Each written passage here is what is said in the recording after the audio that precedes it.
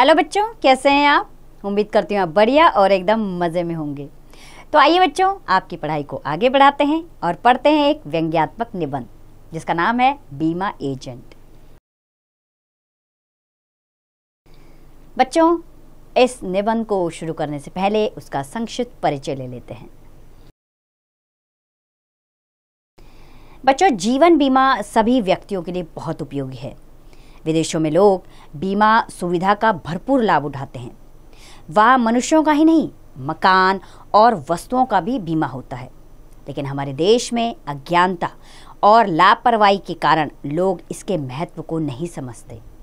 बीमा एजेंट को भी उन्हें समझाने में मुश्किल होती है।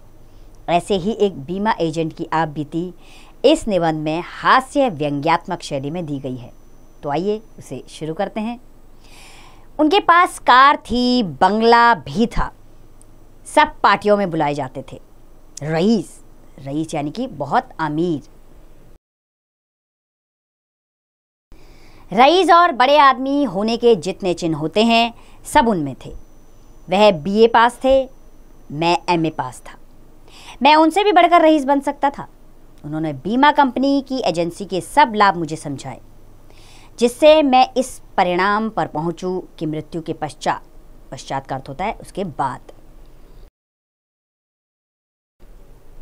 मृत्यु के पश्चात स्वर्ग में और इस संसार में नेतागिरी में जो सुख मिलता है वही व्यवसाय में बीमा एजेंट बनने से होता है।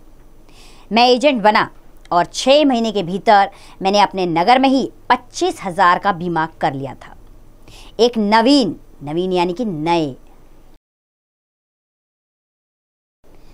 एक नवीन एजेंट के लिए साधारण बात नहीं थी। अर्थात ये बड़े गर्व की बात थी कि एक व्यक्ति ने नया बीमा एजेंट होते हुए भी 25,000 का बीमा कर लिया था। एक दिन मैंने सुना कि मेरे नगर से 17 मील दूर एक जमींदार रहते हैं।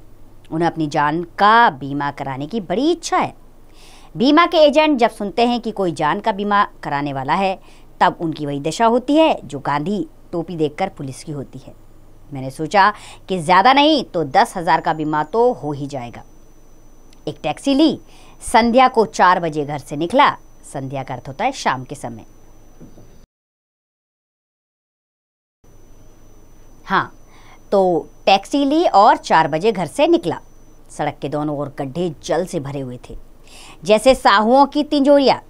जैसे साहुओं यानी कि जमींदारों की तिजोरियाँ पैसों से भरी होती है, वैसे ही जगह जगह गड्ढों में पानी भरा हुआ था। गाड़ी चलने से खुश ठंडक आ गई थी, जिससे नींद ने एकदम हमला कर दिया।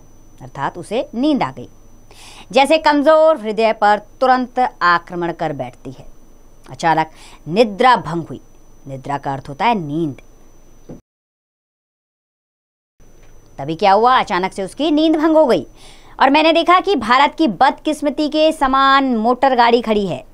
चालक महोदय गाड़ी से उतरे, प्रेमी के हृदय के समान गाड़ी का बोनट खोला, इधर देखा उधर देखा, यह पेच कसा वह बोल्ट खोदा। मैंने कहा, मेरी सहायता अपेक्षित हो। अपेक्षित यानी कि आपको अपेक्षा है, उसकी जरूरत है।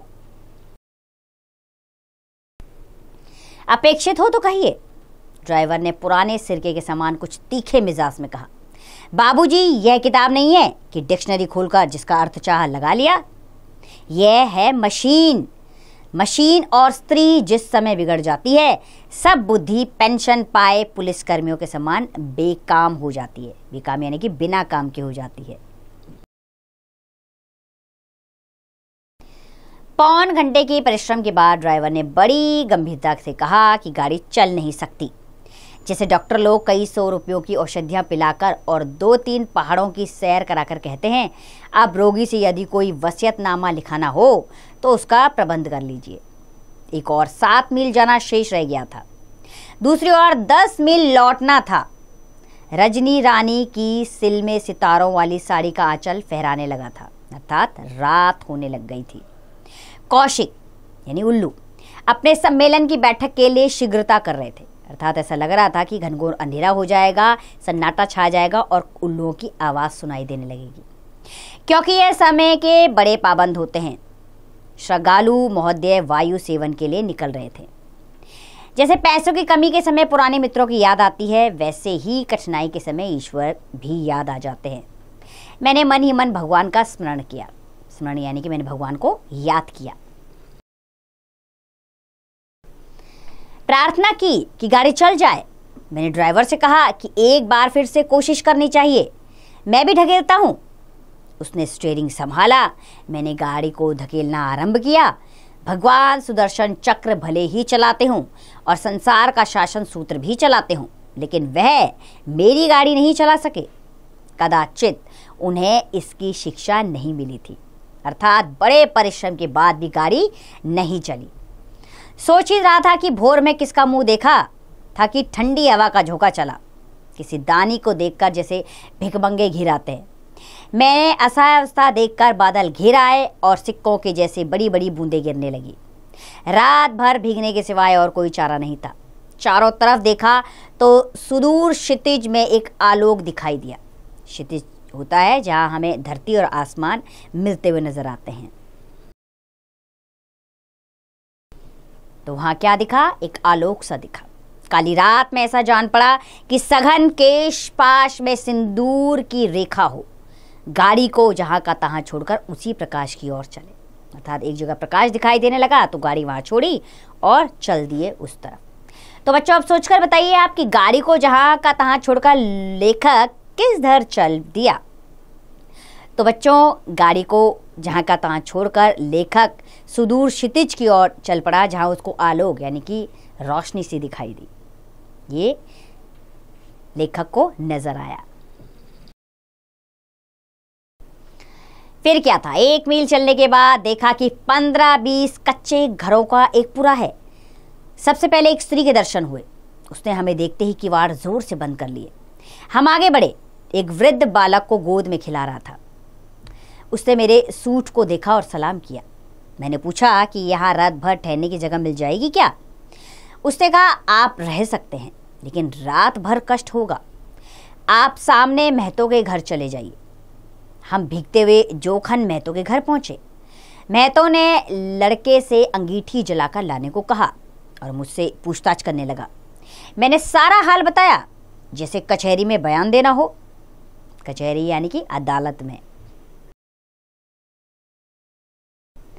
उन्होंने कहा, यदि आप खा सके तो मेरे यहाँ ज्वार की रोटियां और मटर की दाल बनी है। मैंने बोला, इस समय तो मैं घास भी खा सकता हूँ, अर्थात बहुत भूख लगी थी। यह तो भोजन ही है। खाते हुए बातचीत जारी रही। महतो ने कहा, आप सरकारी अमला हैं, किस कचहरी में काम करते हैं? मैंने कहा, नहीं, कचहरी में नहीं, स्वतंत्र काम करता हूँ, अर्थात मैं अपने आप काम करता हूँ, मैं किसी कचहरी में नहीं हूँ। महतो ने कहा, कपड़े से तो ऐसे ही जान पड़ते हैं, स्वतंत्र काम क्या, खेती बाड़ी? मैंने कहा, नहीं, मैं जान का बीमा करता हूँ। महतो, यह क्या है, क्या डॉक्टरी करते हैं? मैंने कहा, नहीं, मैं व्यक्ति से थोड़ा थोड़ा रुपया लेता हूँ और अगर वह मर जाए तो उसे 1000-2000 जितने का बीमा हो उतने रुपए दे देता हूँ। मेहता, तो यह कहिए आप महाब्राह्मणों की ओर से नियुक्त हैं, मरने के बाद क्रियाक्रम के लिए रुपए देते हैं। मैंने कहा, महतो जी आप समझे नहीं, मनुष्य का कोई ठिकाना नहीं, कब चल बसे तब उसके घर वाले क्या करेंगे? महतो ने कहा, यह देखना तो भगवान का काम है कि क्या करेंगे, हम क्या कर सकते हैं?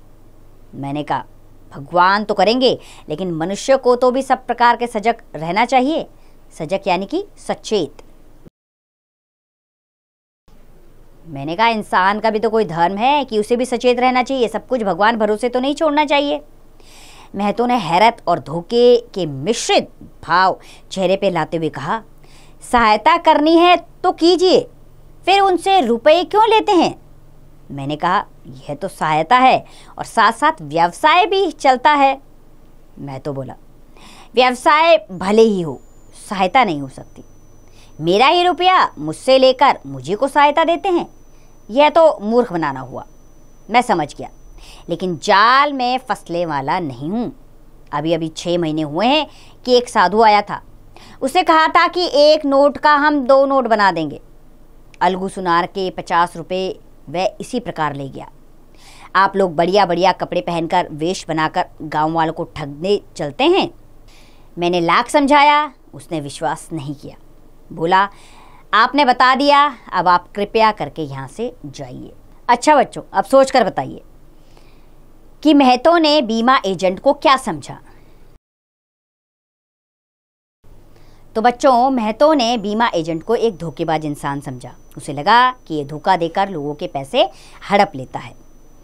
मैंने बड़ी विनती की कि रात भर हमें रहने दे, लेकिन उसने एक ना सुनी और आखिर में बड़ी रुआई से प्लास्टिक के 2 बोरे हमें दिए और किवाड़ बंद करके अंदर चला गया।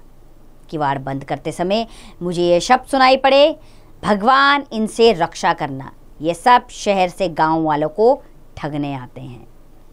ये एक व्यंग्यात्मक निबंध था जिसमें एक बीमा एजेंट की कहानी बताई गई थी, जो लोगों को समझाने की कोशिश तो करता है, लेकिन लोग उसकी बात को समझ नहीं पाते। तो ये निबंध लिखा गया है बेढक बनारसी द्वारा। आइए लेखक के बारे में भी जान लेते हैं। बच्चों, बेढक बनारसी का मूल नाम कृष्णदेव प्रसाद गौड़ था। उनका जन्म 11 नवंबर 1885 को उत्तर प्रदेश के वाराणसी नगर में हुआ था। वह हिंदी के प्रसिद्ध व्यंग्यकार थे। उन्होंने उपन्यास, कविता, व्यंग आदि विधाओं में रचना की। उनकी प्रमुख रचनाएं हैं लेफ्टिनेंट पिग्सन की डायरी, ये उपन्यास है, बेढक की बैठक, बनारसी इक्का, गांधी का भूत और जब मैं मर गया था, ये एक व्यंग लेख है। अभिनीता एक नाटक है जो उनके द्वारा लिखा गया है और काव्य कमल एक कविता संग्रह है। बच्चों, 6 मई 1968 को उनका निधन हो गया। तो बच्चों, इस व्यंग निबंध के द्वारा लेखक ने हमें यह समझाने का प्रयास किया है कि लोग बीमा कंपनी और उनके द्वारा भेजे गए लोगों को क्या समझते हैं, बेकार समझते हैं और नुकसान पहुंचाने वाला समझते हैं, जबकि ऐसा है नहीं। हमें इसके अंदर यानी इसके भाव को समझना होगा कि ये हमारी बेहतरी के लिए भी काम किया जाता है इसमें। तो इस बात को हमें समझने की ज़रूरत है और औरों तक भी इस बात को पहुंचाने की ज़रूरत है, जिसके लिए ज़रूर आप कुछ ना कुछ करेंगे। आप समझाएंगे लोगों को कि बीमा करना ये हमारे लिए आवश्यक है, हमारे भविष्य को ये सुनिश्चित करता है, ताकि जब हमें ज़रूरत पड़े तो ये पैसे हमारे काम आ सके। उम्मीद करती हूँ ये लेख आपको अच्छा लगा होगा और समझ आया होगा। अब इसका अभ्यास कार्य आप स्वयं कीजिए।